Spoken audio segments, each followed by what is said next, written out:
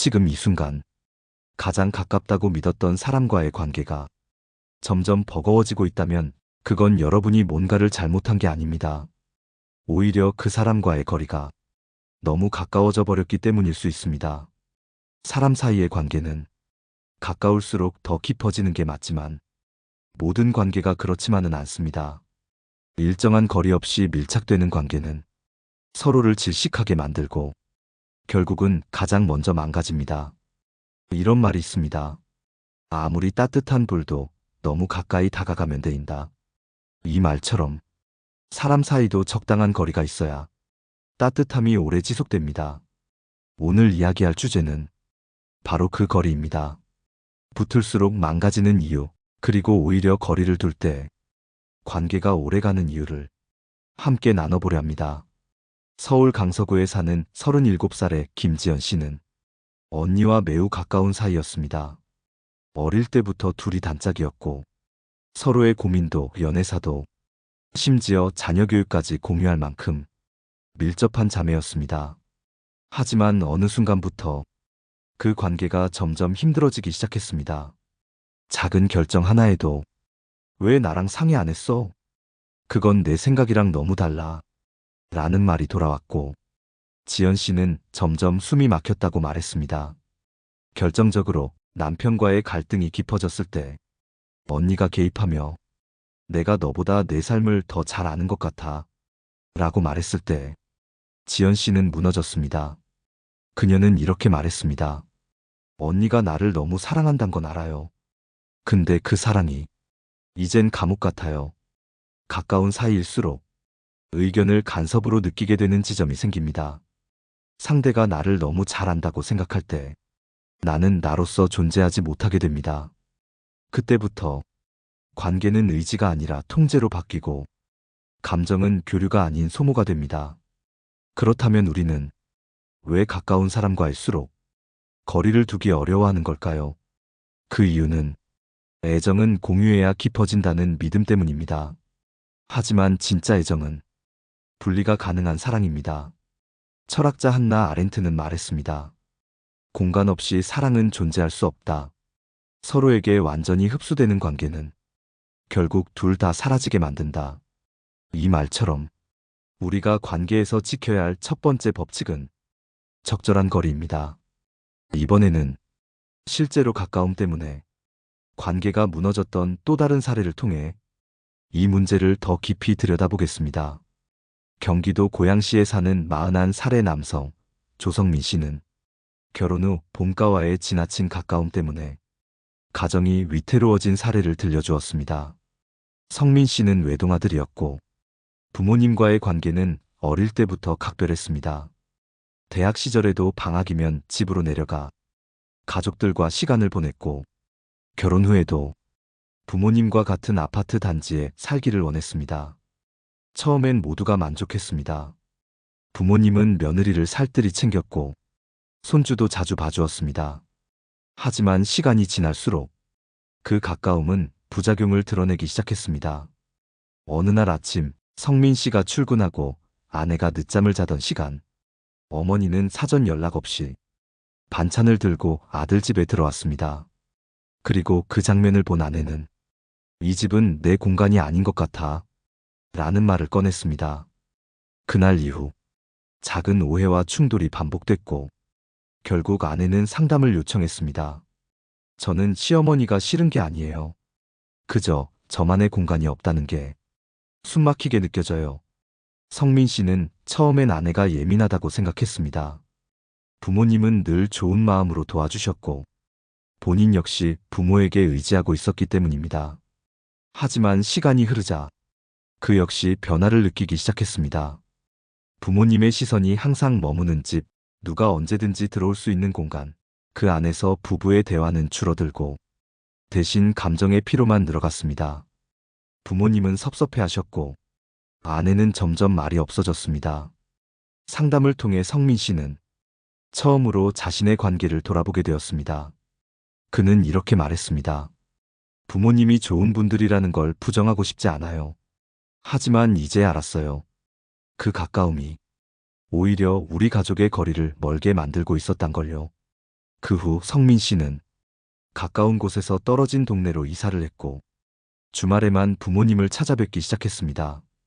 처음엔 어색하고 죄책감도 들었지만 그 거리감이 오히려 부모님과의 대화를 깊게 만들었고 아내의 표정도 차츰 밝아졌습니다. 관계는 거리만큼 숨을 쉽니다. 너무 가까우면 숨을 쉴 수 없고 너무 멀면 마음이 식어갑니다.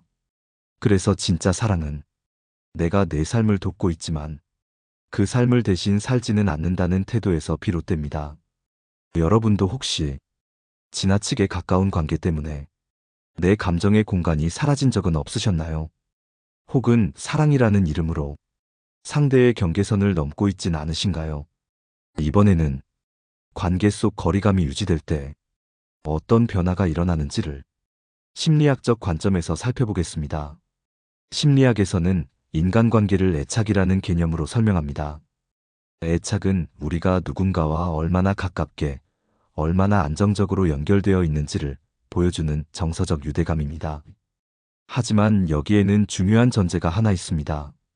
건강한 애착은 반드시 적당한 거리를 전제로 한다는 사실입니다.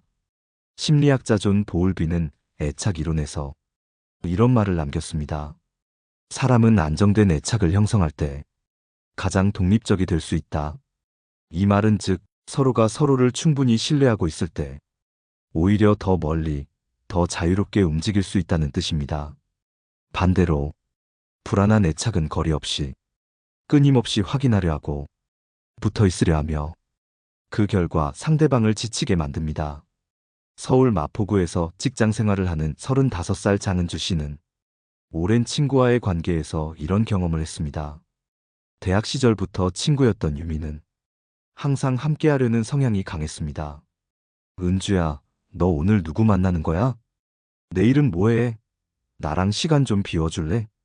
처음엔 친해서 그러려니 했지만 그 질문들은 어느 순간 감시처럼 느껴졌습니다. 은주 씨가 다른 친구들과 모임을 가진 날에는 난 너랑 제일 친한데 왜 나한테 말 안 했어? 라는 식의 서운함을 표시했습니다. 심지어 연애를 시작한 이후에도 유미는 자주 전화를 걸어 너 요즘 너무 바빠 보이는데 혹시 나보다 걔가 더 중요해진 거야? 라고 묻곤 했습니다. 은주 씨는 점점 유미와 대화하는 게 불편해졌고 자신이 무언가를 설명해야 하는 관계에 지쳤다고 합니다. 사랑받는다는 느낌보다 통제당하는 기분이 더 컸어요. 심리학에서는 이런 관계를 불안형 애착이라고 부릅니다. 자신이 버려질까봐 불안한 나머지 상대를 끊임없이 붙잡고 거리감을 없애려 하는 것입니다. 그런데 아이러니하게도 이런 관계일수록 상대방은 빠르게 멀어집니다. 자유롭지 못한 관계는 아무리 애정이 있어도 버틸 수 없기 때문입니다. 여러분도 혹시 누군가와 너무 가까이 붙어 있으면서 오히려 그 관계가 무겁게 느껴진 적 있지 않으셨나요? 이럴 때 필요한 건 거리를 두는 용기입니다. 멀어지자는 뜻이 아닙니다. 존중과 신뢰를 기반으로 서로의 삶을 지켜보는 여백을 갖자는 의미입니다. 관계는 타인의 시간을 침범하지 않고 자신의 시간을 지키면서 서로가 스스로 설 수 있도록 돕는 방식으로 지속되어야 합니다. 그래야 오히려 더 오래 갑니다. 이제부터는 구체적으로 어떻게 관계에서 건강한 거리감을 만들 수 있을지 3가지 실천법을 중심으로 정리해 보겠습니다. 건강한 관계를 위한 거리감 유지, 생각보다 어렵지 않습니다. 지금부터 소개할 3가지 실천법은 여러분이 누군가와 더 오래, 더 편안하게 지내기 위해 꼭 필요한 방법들입니다. 첫 번째는 내 삶의 중심을 상대가 아닌 나에게 두는 것입니다. 많은 사람들이 누군가와 가까워질수록 자신의 우선순위를 그 사람에게 내어주곤 합니다. 약속을 잡을 때도 일정을 정할 때도 내 기분보다 그 사람이 원하는 방향을 우선합니다. 그러다 보면 내 삶의 균형이 무너지고 나는 점점 지쳐갑니다. 여러분도 혹시 그 사람이 섭섭해할까봐, 괜히 거절하면 멀어질까봐라는 생각에 나를 희생해 본 적은 없으신가요? 관계는 타인의 중심이 되어주는 것이 아니라 서로의 중심을 지켜주는 일입니다. 내가 내 삶을 단단히 살아갈 때 상대도 나를 더 깊이 존중하게 됩니다. 두 번째는 작은 거절로 건강한 경계를 만드는 것입니다. 거절은 결코 이기적인 행동이 아닙니다. 오히려 거절을 잘하는 사람일수록 자신의 감정을 분명히 인식하고 있으며 상대에게도 진심으로 다가갈 수 있습니다. 이번 주말엔 조금 쉬고 싶어서 혼자 있으려 해. 너의 부탁을 이해하지만 지금은 내 시간이 필요해. 이런 말들을 한두 번 꺼내는 것만으로도 상대는 여러분을 함부로 침범하지 못하게 됩니다. 처음엔 어색하고 죄송한 마음이 들겠지만 그 작은 거절이 장기적으로는 관계를 오래 유지시켜줍니다. 세 번째는 함께하지 않는 시간에도 관계를 믿는 연습입니다. 사람은 서로 떨어져 있는 시간에 오히려 관계의 깊이를 확인할 수 있습니다. 늘 붙어 있어야만 친한 게 아닙니다. 연락이 뜸해져도 서로의 진심을 믿고 기다릴 수 있다면 그건 진짜 성숙한 관계입니다. 어떤 친구는 매일 연락하지 않아도 오랜만에 만나면 어제 본 것처럼 편안하죠. 그런 관계가 바로 거리두기를 잘 실천한 예입니다. 여러분이 누군가와의 관계에서 늘 확인하고 애써 붙잡고 있어야 한다면 그건 이미 불안이 만든 관계일 수 있습니다. 그럴수록 떨어져 있는 시간의 소중함을 인식하고 혼자 있는 시간을 스스로 채우는 능력을 기르는 것이 중요합니다. 니체는 말했습니다. 혼자 있을 수 없는 사람은 누구와도 함께할 수 없다. 여러분이 스스로의 삶을 채워갈 수 있을 때 관계는 부담이 아니라 기쁨이 됩니다. 관계는 나를 채우는 수단이 아니라 채워진 내가 나누는 방향으로 흐를 때 오래 갑니다. 이번에는 이러한 실천법이 실제로 어떻게 관계를 회복시켰는지를 한 인물의 변화 과정을 통해 들려드리겠습니다. 부산 해운대에 거주하는 50대 후반의 여성 박미정 씨는 30년 가까이 시어머니와 같은 집에서 살아왔습니다. 남편이 장남이었기에 결혼과 동시에 시댁에 들어가 살았고 자녀 둘을 키우며 시어머니와 함께한 세월은 결코 짧지 않았습니다.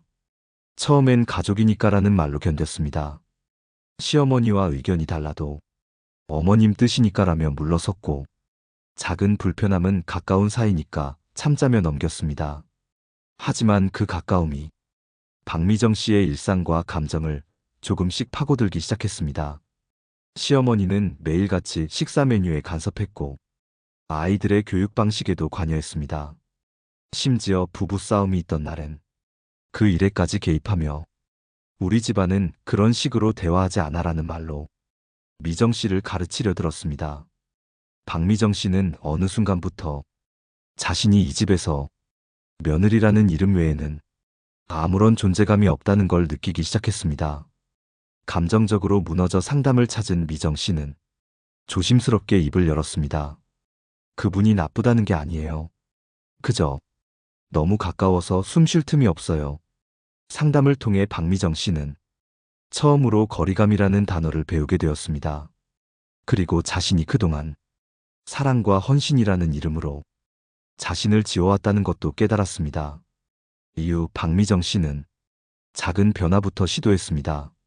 주말이면 시어머니가 다녀가던 방을 제가 정리할 테니 쉬세요라며 닫기 시작했고 식사 메뉴는 오늘은 제가 먹고 싶은 걸로 준비할게요라고 말하며 자신의 선택권을 회복하기 시작했습니다. 초기엔 마찰도 있었습니다. 시어머니는 서운해했고 남편도 갈등을 느꼈지만 미정 씨는 단호하게 말했습니다. 저는 더 오래 따뜻하게 이 가족과 지내고 싶어요. 그러려면 제 감정도 존중받아야 해요. 그 후 조금씩 가족 안의 분위기가 달라졌습니다. 시어머니도 미정 씨의 변화에 익숙해졌고 남편도 미정 씨의 감정에 더 귀 기울이게 되었습니다. 그녀는 상담 마지막 날 이런 말을 남겼습니다. 거리를 둔다는 건 사랑하지 않는다는 게 아니에요. 오히려 사랑하니까 조금 떨어져서 바라보는 거예요. 이 한마디는 오랜 시간을 함께한 관계 속에서도 충분히 거리 조절이 가능하다는 걸 보여줍니다. 그리고 이 거리는 관계를 끊는 것이 아니라 지속시키기 위한 배려이기도 합니다. 여러분도 혹시 가족이라는 이유로, 친구라는 이유로 사랑이라는 이유로 누군가와 너무 가까워져 오히려 관계가 힘들어졌던 적 있으셨나요? 그렇다면 지금이 조금 물러나야 할 때일 수 있습니다. 이번에는 지금까지의 내용을 정리하며 여러분의 관계 속에서 현명하게 중심을 잡는 법을 마지막으로 함께 나눠보겠습니다. 지금까지 우리는 관계를 지키기 위해 반드시 필요한 한 가지, 거리감에 대해 이야기해 왔습니다. 사람과 사람 사이에서 가까움은 따뜻함을 만들어내지만 그 가까움이 지나치면 자신의 경계가 허물어지고 결국 감정의 소진과 이별로 이어집니다. 첫 번째로, 가까운 사이일수록 내 감정을 더 솔직하게 표현해야 합니다. 가까우니까 말 안 해도 알겠지라는 말은 가장 큰 착각입니다. 진짜 가까운 사이라면 말하지 않아도 되는 게 아니라 말할 수 있는 사이여야 합니다. 두 번째로, 사랑을 지키는 방법은 붙어 있는 것이 아니라 각자의 공간을 존중하는 것입니다. 관계는 두 사람이 아니라 두 개의 삶이 나란히 걸어가는 여정입니다. 함께 걷는다고 해서 같은 속도, 같은 방향만을 강요할 수는 없습니다. 세 번째로, 거리를 둔다는 건 상대방을 덜 사랑해서가 아니라 더 오래 사랑하고 싶기 때문입니다. 잠시 떨어져 있는 시간, 각자의 공간을 가꾸는 시간은 다시 만나 웃을 수 있는 여유를 만들어줍니다. 철학자 마르틴 부버는 말했습니다. 나는 너를 바라보지만 너의 세계를 함부로 넘어서지 않는다. 그 존중이 사랑이다. 이 말처럼 진짜 성숙한 관계란 서로를 침범하지 않는 경계 위에서 피어나는 것입니다. 누군가를 너무 사랑해서 하루 종일 붙어 있고 싶고 모든 걸 함께 나누고 싶을 때가 있습니다. 그러나 그럴수록 한 걸음 물러서서 이 관계가 건강하게 숨 쉴 수 있는 공간을 만들어줘야 합니다. 오늘 이야기의 핵심은 이렇습니다. 첫째, 모든 관계는 거리에서 숨을 쉽니다. 둘째, 거리가 없는 사랑은 오히려 상처를 만듭니다. 셋째, 내 감정을 지킬 줄 알아야 상대도 편안해집니다. 여러분, 혹시 지금 누군가와 너무 가까워서 스스로를 잃어버리고 있는 건 아닌가요? 혹은 너무 붙어 있으려다 오히려 관계가 망가지고 있는 건 아닌가요? 그렇다면 지금 이 순간 조금 떨어져 보세요. 침묵도 관계고 거리는 오히려 이해의 여백입니다. 오늘 방송이 여러분의 관계에 작은 방향을 잡아드릴 수 있었다면 그것만으로도 우리는 충분히 연결되어 있다고 믿습니다. 방송이 마음에 닿으셨다면 댓글로 여러분의 이야기를 나눠주세요. 그 이야기 하나하나가 다른 누군가의 숨쉴 공간이 될 수 있습니다. 좋아요와 구독은 더 깊은 이야기로 다시 찾아올 수 있는 따뜻한 힘이 됩니다.